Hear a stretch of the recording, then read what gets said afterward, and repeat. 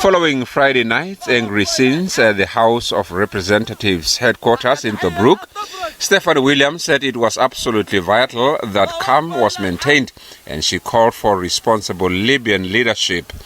Protesters were demonstrating against the country's worsening living conditions. They called for the dissolution of parliament and demanded fresh elections. There have been months of political deadlock in Libya as the two rival governments, one based in Tripoli in the west and the other in Tobruk in the east, fight for power. Presidential and parliamentary elections, which were due to be held last year, never took place, and UN brokered talks in Geneva ended on Thursday with little progress. Sami Hamdi is editor-in-chief of The Interest, a United Kingdom-based international magazine, and of course is a regular commentator on the Middle East and North Africa. He joins us now to talk about this. A very good evening to you, and thanks for speaking to us. So, we have the fundamental issues behind what seems to be frustrating the protesters, but do you understand what led to this particular level of frustration, the storming of the Parliament's headquarters, leading the angry demonstrators to even set fire, we understand, to several other government buildings across Libya? I think what's important to note is that over the past few months, there's been constant talks of regular dialogue and regular discussions taking place in Cairo, in Geneva, in other places. There's been a flurry of diplomatic visits by Libya's politicians to Abu Dhabi, to Ankara in Turkey, to the UAE, to other capitals, all promising somewhat to come to some sort of resolution with regards to this political deadlock that has seen a government form in Sirte and a parallel government to that in Tripoli. We saw recently this week that all the discussions in Geneva and the discussions in Cairo failed to reach an agreement, failed to agree on a constitutional basis, failed to agree on elections, failed to agree on a unified government in the midst of a very fierce oil blockade that is being imposed by the government that is backed by Tobruk, an oil blockade that is causing electricity outages across the country. And it appears that this time the Libyan people, who've quite frankly been ignored and been a factor that's not necessarily considered in any of the political machinations domestically or internationally, the people are now beginning to feel that it's increasingly becoming the last straw, that the constant conflict, the constant electricity outages, the constant chaos, the constant conflict, the constant inability to tackle the very basic necessities or basic problems that affect the ability of the citizens to achieve their basic necessities. We're now seeing this sort of explosion of public anger, not necessarily just in Tobruk where the parliamentary building was burnt, but also in Tripoli in the capital and across various provinces. As the message appears to be one, despite the different regions, the message appears to be that the politicians have failed miserably, that they don't care for a particular camp, that they've had enough, that it's time that either these politicians deliver for the Libyan people or leave. And this is why there is now genuine fear amongst the Libyan politicians who spent quite some time trying to secure an agreement that prevents elections, that prevents the people delivering their verdict on them, and trying to reach an agreement that allows them to continue to hold on to power without facing the Libyan people. So this protest that we're seeing, this burning of parliament, is an outburst of rage on the part of the Libyans who have for too long been ignored domestically and internationally. So you mentioned earlier on, Sami, the fact that the Geneva talks have failed to yield fruit, and it seems that one of the major stickler points remains what has been preventing elections to be held, the issue of eligibility. So when the protesters say it's time now for a new political class, is it the current political elite, or is it a little bit more nuanced than that? I think it's important to lay the groundwork or lay out the field exactly of what's happening in Libya, in that every single party that is in power at the moment believes that if they go to elections, they will not win. They believe if they go to elections, they will be sidelined. They believe if they go to elections, they will lose.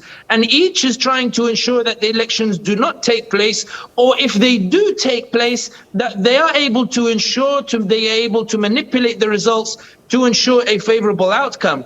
And it's here where the issue of eligibility becomes a moment or a problem of contention, in that the issue is that those in Tripoli believe that if Haftar, the warlord, runs in the elections, then Haftar stands a chance of winning. Those in Tripoli believe that if Saif al-Islam al-Gaddafi, who was ousted by NATO, if Saif al-Islam al-Gaddafi is allowed to run in elections, as he tried to run in the previous elections, if he's allowed to run in elections, then he stands a chance of winning. In other words, they fear a return of the authoritarianism that the NATO intervention came and tried to oust in the first place. On the other side, with regards to Tobruk, they believe that if some of the candidates in Tripoli, or if the Islamists run or the like, or if the other militia group runs, then essentially that will mean that their votes will be diluted and they won't necessarily achieve the power that they want. And here is where the eligibility issue comes in that primarily it's about two figures, Saif al-Islam al-Gaddafi and Haftar. Those in Tripoli do not want these two individuals to run.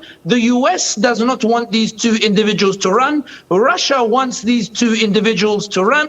And this is where the sticking point is and why they are unable to agree. And the reality is that they will not be able to agree on this issue, because the reality is that Haftar remains a formidable force on the ground, backed firmly by Russia, which is printing money now and sending it to Libya in order to provide finances to Haftar. Saif al-Islam al-Gaddafi remains an influential force. Even if he's not as influential as before, his name continues to be touted as a nostalgia vote, the idea being that Libyans might vote for him in a bid to return to some sort of normalcy. So these two individuals are the sticking point. Those in Tripoli absolutely do not want them to run, and the issue is trying to come up with a law to prevent them from running that those in Tobruk are against.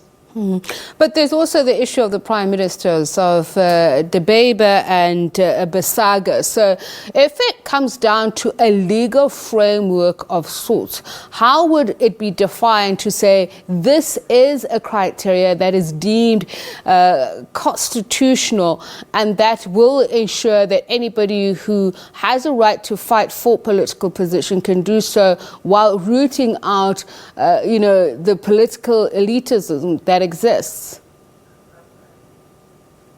I think it's important to remember that when Dbeibeh, the Prime Minister of the international recognized government, was appointed as Prime Minister via the National Dialogue, or the Libyan Political Dialogue Forum as it was called, the LPDF, when Dbeibeh was appointed by those who participated in this dialogue, the condition of him taking the post as Prime Minister was that he would not be able to run in any elections. What we saw in the last attempt to hold elections is Dbeibeh break that condition and announce that he would run in elections instead, in a bid essentially to try to take power. What we also saw is that Dbeibeh, when he first came to power after the dialogue, was announced a 5-year budget, the idea being that he intended to stay longer than the 1 year. In other words, suggesting that perhaps he envisaged that he would not be ousted in elections, or that elections would not take place, and therefore he'd be able to continue in power. So in other words, Dbeibeh himself is not interested in leaving.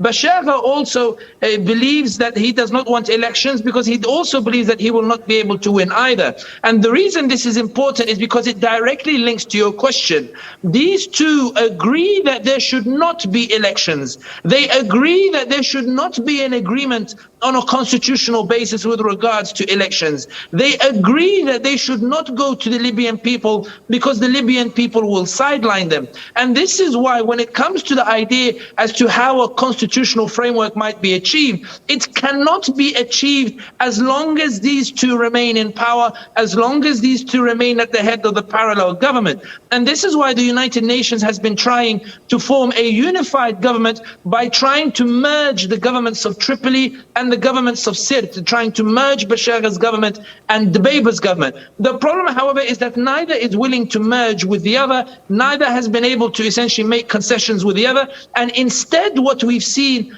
is parallel institutions being formed. We've seen the central bank now being caught between these two governments. We're now seeing Russia printing money and sending money to the bank in Tobruk as an alternative mechanism to the central bank. We're now seeing the US suggest a unified financial mechanism while leaving the two governments in place. In other words, there's a recognition that these two governments will not agree on a constitutional framework. But to go back to your question, what is needed to establish a constitutional framework? What would they need to do to establish a constitutional framework? It's important to stress that Dbeiba and Bashagha do not want a constitutional framework, do not want elections. They've been pushing to ensure no elections take place. They've been pushing to ensure that the Libyans don't vote. Instead, what they want is a power sharing arrangement that respects the power dynamics, that keeps them in power. And that's why we saw the protest today in Tobruk. We're seeing the Libyans now take to the streets and say, enough is enough. For God's sake, we don't want you people. Give us our elections and let us choose. And the Libyan political elite are saying, whoa, we don't want you to choose. And we're still in the process of ensuring you never choose. All right, Sami, thanks for that. And of course, I'm sure we'll speak to you as the situation continues to unfold. Sami Hamdi is the editor-in-chief of the Interest, a United Kingdom-based international publication, and he's also a regular commentator here on the Globe and other platforms on the Middle East and North Africa.